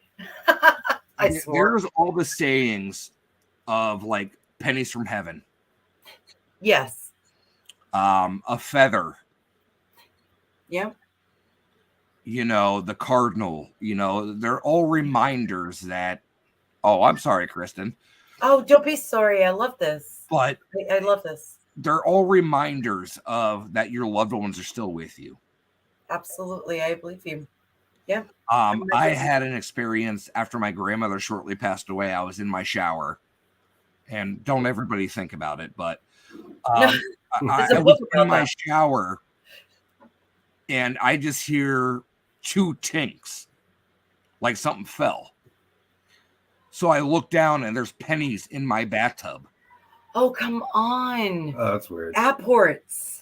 We talk about that. Were they They're apports. apported, do you think? I mean, they just appeared out of nowhere? I don't keep my change in the shower, that's for sure. Well, of course not. Right. No, but that's so cool. It's an apport. That's an apport. But I think it was a reminder to her that she was still with me and that she was still watching over me. Absolutely. Was it just 2 pennies? Yes, it was just 2. So you put your 2 And they were cents both in. heads up. Oh, that's so cool that you said that. You put your 2 cents in. Here you go. Here's my 2 cents. Oh my God, that's wicked Did funny she in a use that way. phrase by chance? What's that? Did she use that phrase, I put my 2 cents in by chance? She did. She did. She actually she's the reason I got into radio. Really? She was during World War II was a local broadcaster for a radio station in Ohio. Oh my goodness. Wow. That's wicked cool. So I got into radio because of her, because I heard her stories about it and everything. So I'm following that path. Oh, that's wonderful. Well, you're doing a good job, my friend. Hell yeah. Now, you're going to bring back your podcast. Yes. Yes, sir. Compass of Curiosities. It will be back. I've been on a short hiatus because, life gets in the way. We understand. It's going to definitely come back full force. I need to book some guests.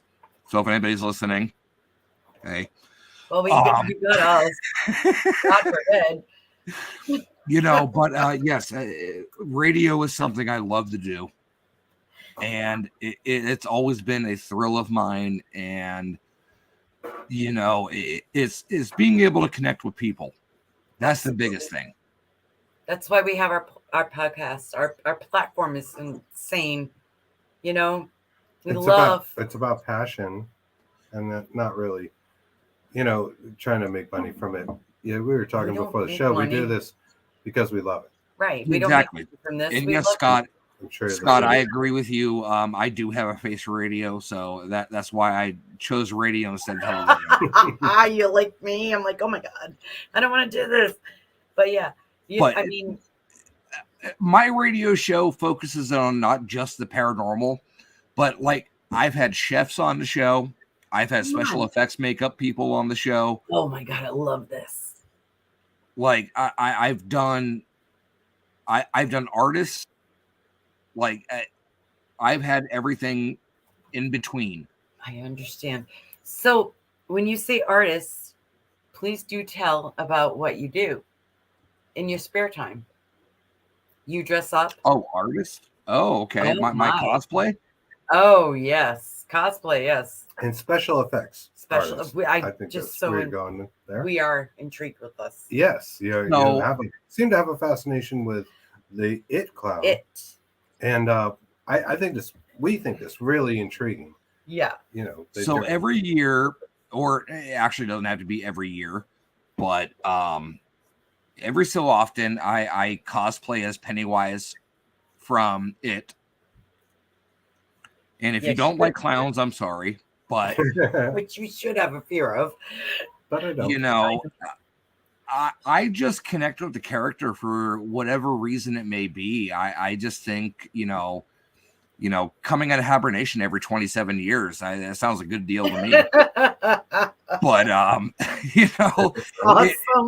It's one of those things where, it is like actually one of the misunderstood characters of the horror universe. And Tim Curry. Gotta love Tim Curry. Bill, what? I'll give it to Bill Skarsgård. He does a damn good job. Absolutely. I was scared to death with that. Remember the red balloon, and we went and saw that in the. Oh yeah. Thanks, Tim Weisberg, for the movie. I put that on lots of people's happy birthday on Facebook. I'll do the little red balloon. Oh, I do too. Because they know it's my calling card. Oh, it's awesome. I figured they may not know it from me, but that's my intention. It Chapter 2 was the first one that my wife saw. She didn't know anything about it because she didn't grow up in the Stephen King universe or anything like that. So we went to the drive-in. 35. She'll be 35 in like 12 days. Okay, so will I. Thanks. No, I'm kidding, Nicole. But we went to the drive-in to see Chapter 2. Yeah, we did too. And we were probably about an hour into the movie, and Pennywise hadn't made an appearance yet. Right. Just teased earlier. Yeah. Just the teasing, whatever. Yeah. We know. We were there in the drive-in. So for whatever reason, I had to go to the bathroom really bad. And I'm like, I have to go. She is deathly terrified of clowns. Deathly terrified. I'm with Nicole. Some people have those phobias where they're so intense. You shouldn't. I left and went to the bathroom. His girlfriend was afraid of short people. I don't think midgets politically correct Little anymore. people. Little people. Dwarfs, And midgets, little dwarfs. people. And she literally punched one in the face and Oh, good Lord. in like a busy Good Lord. sidewalk. Oh my God, good Lord, he says. Because she just overreacted. Like she just saw it. She didn't mean it. Like It was one of those reactions. Oh, don't. it was just one of those, Yeah, like, oh, shit. things. Yeah. Yeah. I remember, like, I worked with this guy and he was complaining about it. Oh, Like, I my want to hear God, my about girlfriend. Nicole's experience here. So So Nicole was watching. You went to the bathroom. I'm sorry. I ended up going to the bathroom. I come walking back just like, all right, Sure, whatever. like you did. Clam cakes. Here we I go. get back in the car and she's looking at me with the death glare. Yep. This is me that day. Yep. And her exact words were, I fucking hate you. Oh my God. Never leave me again. Oh my God. And I was like, what happened? She's like, it was the first time they showed Pennywise. Yep. And you weren't Thank here. you, Did I do it too? Yeah, you did the same thing. You went to get clam cakes. I'm like, I cannot watch this anymore. She legit did not talk to me for the rest of the night. Good Lord. I'm like, I hate red balloons and I hate clowns. And I'm sitting there in the car and I'm going like this. He's like, what is wrong with you? I'm like, you're the one that should be afraid of clowns. And I don't like this movie. Every year I dress up. In my neighborhood, I live. And the villain is brilliant. In my neighborhood, I live on a main street that is literally right next to a train track, as you've heard. Yeah. Every year I go out and dress up as Pennywise. Yes, you do. 2 years ago, I made a guy jump out of his car and run. Because I'm standing on the side of the street holding a red balloon. And if the train comes down, I will walk up to the car. This dude went into the back seat, went out the passenger side door, and ran. Oh my God, that's freaking awesome in a way. But in a way, I feel for the guys. I had police officers stopping to take pictures with me. Oh, I thought you said arrested, but okay. I thought so too for inciting a panic. Yeah, I can imagine. They were really cool about it. They actually just wanted to. You do a good job. You do an awesome job with it. You guys have to go to his Facebook page. Loaded some pictures of that because especially around Halloween. Yeah, you were that's when going I was like wild, all and I was like, freaked out. holy shit. I'm like, I can't look at Russ's shit. Every Halloween I dress up. Every time I go to the Gettysburg, since I've been there for the last 3 years, I've made an appearance as Pennywise. I'll actually come down with balloons and hand out balloons to kids. Come on. I'm dead serious. I will go down with a handful of balloons. An impact on people. That's awesome. I've had people dive under tables to try to run away from me. I've also had people come up and give me hugs. That's but that's sweet. So it's like an in-between, like the spirits are. This year, the theme for Gettysburg is Christmas in July. Oh no! I actually have a Krampus costume. Come on! I was just thinking that. I'm like, oh my God! Yep, I have a Krampus costume I'm gonna wear to the event. So nice. Every year I go, it's something new and different, and Pennywise seems to be a fan favorite. Yeah. But I figured with the theme, I might as well go with the Krampus. Absolutely.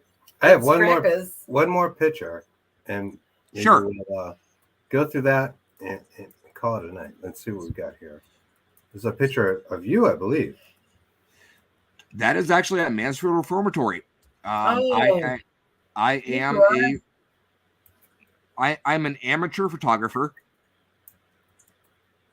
And I was doing a shoot down the cell block, coming out of the library, and that place. If you have ever wanted to investigate somewhere, OSR is definitely a place. I know they're doing phenomenology again this year. Phenomenology, that's it. great lineup of people coming. And also Pennhurst is also, I believe, the same weekend. But it's definitely, those events are great to go to. Definitely, if you're ever in Ohio, that is definitely a place to hit. Either if you do a self-guided tour or one of the ghost hunts or something like that. Would you come with us? Oh yeah, for sure. My wife, actually, now that I've been Nicole? married for 2 years now, because we got She's married. awesome. Congratulations. Because Yeah, she's Dear awesome. dear We've met her. COVID, we got married twice. I know. I heard. She told me the story. I'm like, oh my god. But Oops. it's one of those things Stupid where COVID. she came down to Ohio when I was still living in Ohio, and I knew that's how we met, was the paranormal. So I was like, hey, let's do something paranormal while you're down in Ohio, because you're from Massachusetts, you don't get down to Ohio. So my first thought was OSR. My buddy got us into a ghost hunt for OSR, and it was actually her first ever investigation at a prison. So we kind of hold that in our hearts of like, It was you and her. yep. Yeah. So definitely, OSR is definitely a definite must visit for anybody going to So Ohio. Okay. OSR is the Ohio State Reformatory, or known as Mansfield Reformatory. Oh dear. Godsmack. That's all I can think about when I hear that. Well, not only Godsmack. Godsmack, but they did a little Wayne video there, I want to say. It was the movie place too for Redemption. Shawshank Redemption. Thank you. Yes. But they also shot scenes for Air Force One. Oh yeah, that's right. I love that movie. That was when the general was being released and the helicopter came and picked him up. It was right outside Mansfield Reformatory. Oh, it's awesome. Thank you. That's something I didn't know. Tango and Cash was filmed there. Come on. God, we love movies. Yeah. So that was filmed there.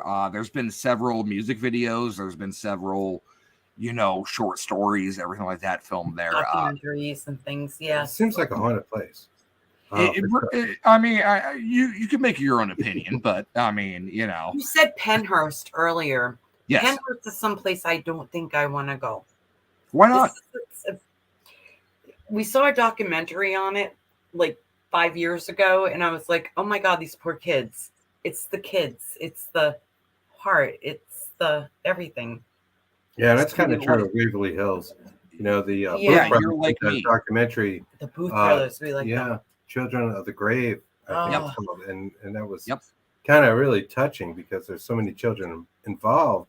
Yeah. And we didn't know at the time we watched it that there were so many homeless kids and people would just get rid of their kids. And they were on trains and like stuff, and they didn't have anywhere to go. In fact, the post office would let you mail a kid, which isn't an for what was it, 19 cents or something like that? It was you can mail a child to some other location. Oh, good Lord! People are trying to get rid of the kids. It was a population explosion, and whatever the attitude was with the parents, they didn't really give a shit. I think it was 1919 to 1920 or 1920 to 1921. The emotional impact and scarring. Well, see, that's the same thing as Trans-Allegheny Lunatic Asylum. You could I could be a husband, and my wife, she reads too many books. Yep, I could go drop her off and be like, "Yep, you gotta go." Over excessive reading. Yeah, it's so sad. Anything you would say back in that day, they would take them and they would just do so many bad things to them. You'd become just a number. Exactly. Yeah, and that's like Auschwitz, where you want to go. Yeah. Well, this has been a great talk, Russ. I've had a great time. I think we both enjoyed this thoroughly, and I love your stories, and I've learned more about you tonight than I think we have even gone out in an investigation, and that's wonderful. Thank you. And thank you so much for joining us. When can we expect to see your podcast out? I'm hoping to start it back up here within the next like month and a half. I Right. do a show every Thursday. I'm probably going to have to change that because of work. But I'll definitely let you guys know exactly when I'm bringing it back out. Please do, so we can put it up. Oh, for sure. 100%. Yeah. It's Compass of Curiosities. Correct. And where's the best place to find it? I'm actually on It's Haunted Network. I post on my page all the time. If anybody in the chat room wants to friend me, go to Chris or Kristen's page and you can find me there and become friends and get all the updates. Absolutely. That's awesome. This has been awesome. Stick Thank around. you We're so just going to wrap much. things up. Bye, And my horns. this has been a great time and really interesting. So thank you so much. Thank Thank you again, you. Russ. That's all the time we have for the Dark Horse Paranormal Podcast. Dark Horse. You guys stay safe. We'll see you Saturday. We have Horn Paranormal coming on. Horns. That's why I keep doing this all night. I'm sure you know these guys. Yeah. And they're going to be on and letting us know what they do and what they're about. So we're looking forward to that. And till then, stay safe. Bye. Be cool. Love you guys.